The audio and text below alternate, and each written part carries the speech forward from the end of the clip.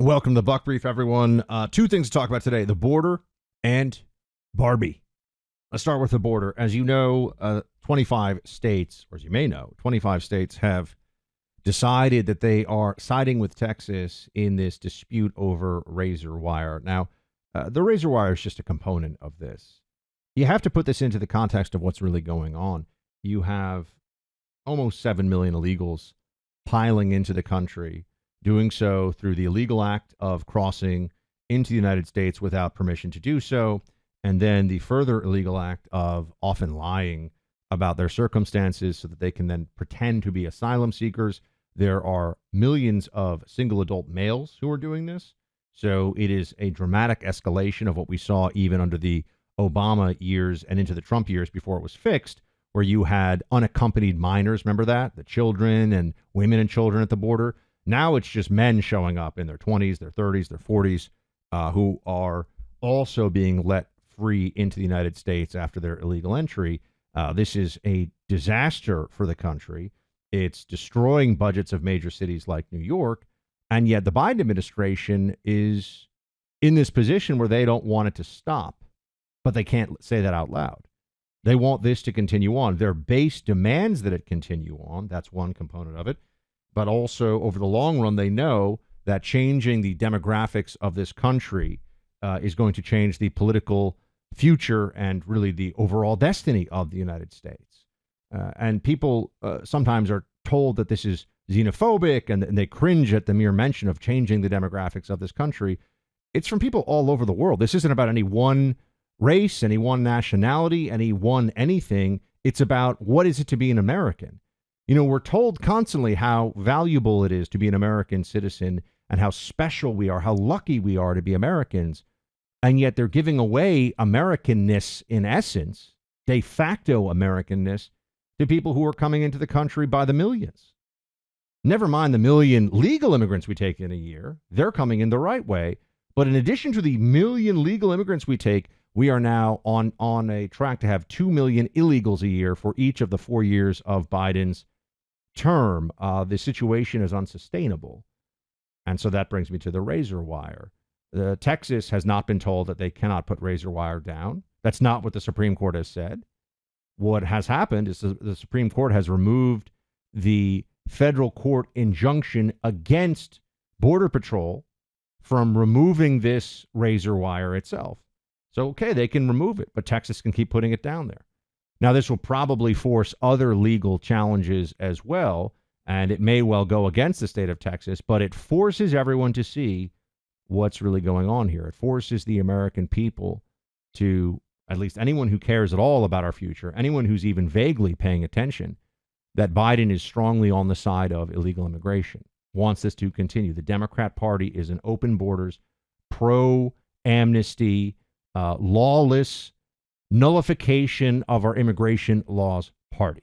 That is where they are now. It's a major shift from the Democrat Party of even 10 or 15 years ago.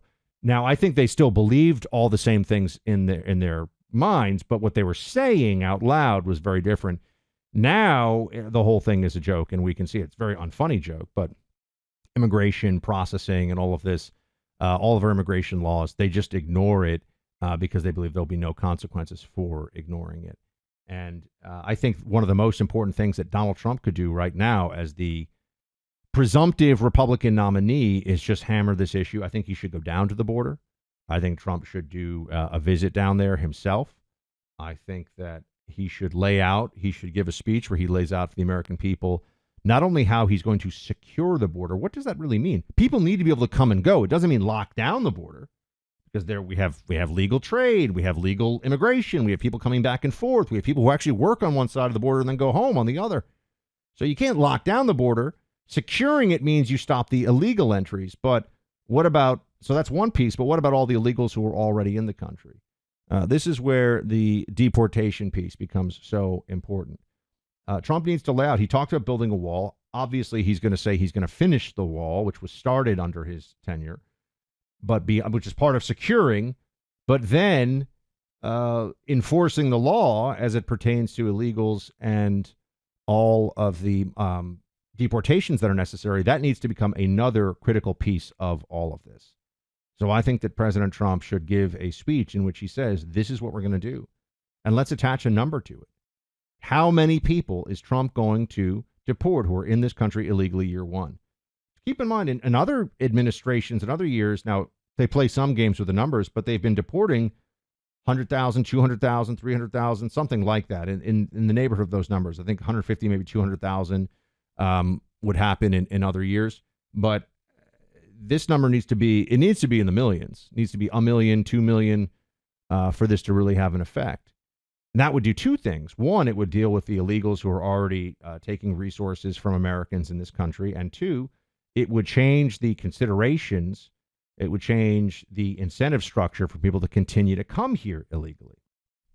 This is everything, folks. If we don't get a handle of this, we don't have a future. We don't have an America. It's just the truth. We have something else. This place becomes something else. And the rule of law becomes a joke if this continues on as it is. It's already eroding. It's already losing potency. But the rule of law will become a mockery unless this is something that we get a handle on. We'll talk about something far less serious, Barbie, and how there's outrage that the director, Greta Gerwig, hasn't received an Oscar nod. I got some thoughts on that movie. I'm going to share them with you in a second. Do you feel prepared? With everything going on in the country, do you find yourself thinking about self-defense, home protection, and financial protection more than ever? One form of financial protection is diversification.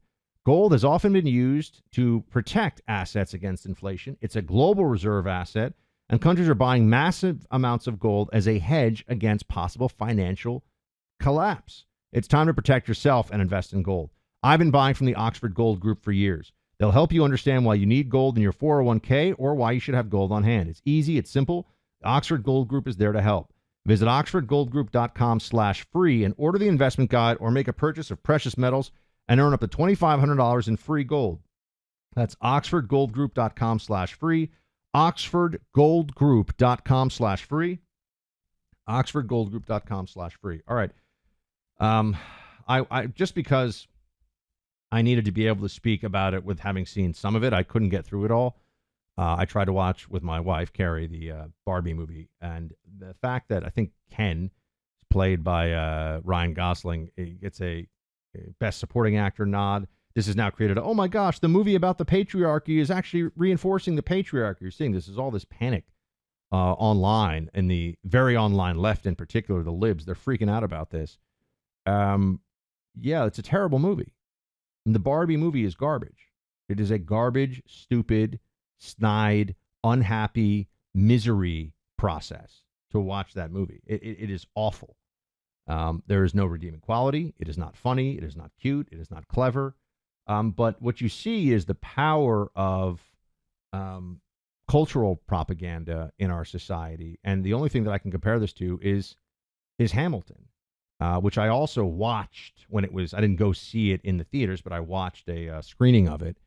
And it's awful. It's absurd. And the fact that it became $1 billion Broadway franchise or something just goes to show you, again, the power of propaganda of a political nature in this country and how people are honestly being brainwashed to think that all of this stuff is great when it's not. I mean, the whole premise of Hamilton, by the way, it's, so we're going to do the American founding, but no one's going to be white except the King of England, who's the bad guy. And everyone else is going to be a non-white actor. Why is that?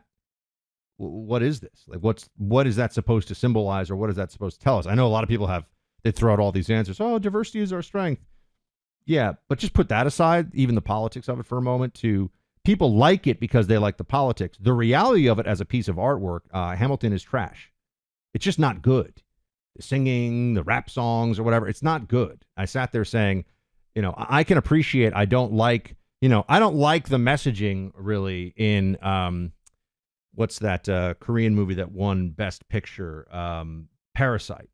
I don't like the messaging. It seems to me very socialist in Parasite in a lot of ways, but it's a very well done movie, very well executed. I can't argue with that, even though it's all in subtitles, right? It's still very enjoyable, I think, as a watch.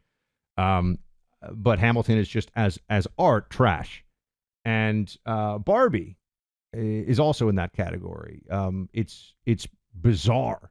And it really is like the worst, whiniest feminist you've ever dealt with in some college women and gender studies class is just lecturing you, but through the facade of Margot Robbie and friends the whole time. It's just awful. There's no story. I mean, I think I watched about an hour of it. There's no plot. There's no character development. It's a bad movie. And I know that a lot of people went to see it, but you know what? I'm also going to say it. Avatar is trash, and that made billions of dollars. Avatar is a crappy ripoff of Dances with Wolves or Fern Gully. You can take your pick. And even if you see it in 3D, you're just like, wow, I mean, it kind of gave me a headache, and who cares? The whole thing was absurd. And it does that, falls into that whole, we're supposed to think of them as like the Native Americans, and they're living in peace and harmony with nature.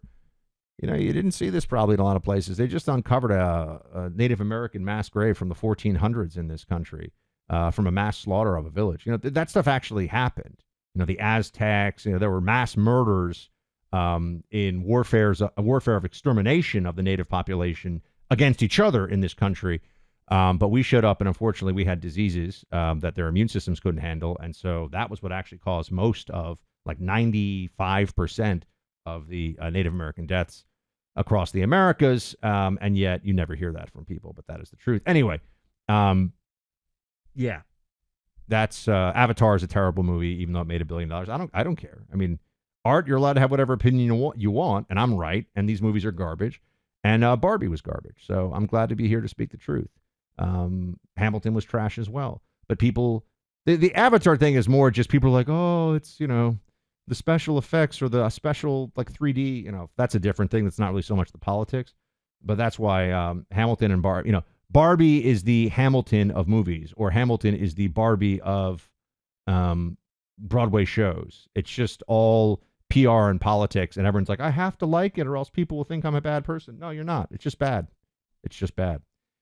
And this couldn't come at a better time in our society. A company called Patriot Defender, legal defense for you and me. And it's the kind we need most right now, because if you say things, I say things sometimes that people might not like, might get me in trouble. And if you do the same thing, you speak up at a school board meeting about vaccine mandates, for example, guess what? Patriot Defender will provide you a no-cost legal defense to protect your rights, freedoms, reputation, and way of life. So the company, Patriot Defender, is at patriotdefender.com. And go see if they can provide you this membership in your state. They have it in most states now, not all states, but all will be available soon. PatriotDefender.com will help you with IRS assistance, Second Amendment issues. If you have to use your firearm in defense of your person, they will give you a no-cost legal defense. So think of this almost like it's a membership program, but it feels like insurance for your constitutionally protected rights. And legal insurance, because they'll provide you legal defense. PatriotDefender.com is the website, PatriotDefender.com. So since I told you Barbie's terrible, don't watch that movie this weekend. Trying to think of a movie that I could recommend for you to really enjoy this weekend. That's a tall order these days. You got to find something out there that's good. I got to say, last really good thing that I watched was the Lord of the Rings Extended Edition. So go check that out. Even if you've seen Lord of the Rings like I have 10 times, on Max right now, you can see the extended edition. Lots of new cool stuff that actually fleshes out the story more. So enjoy. Shields high.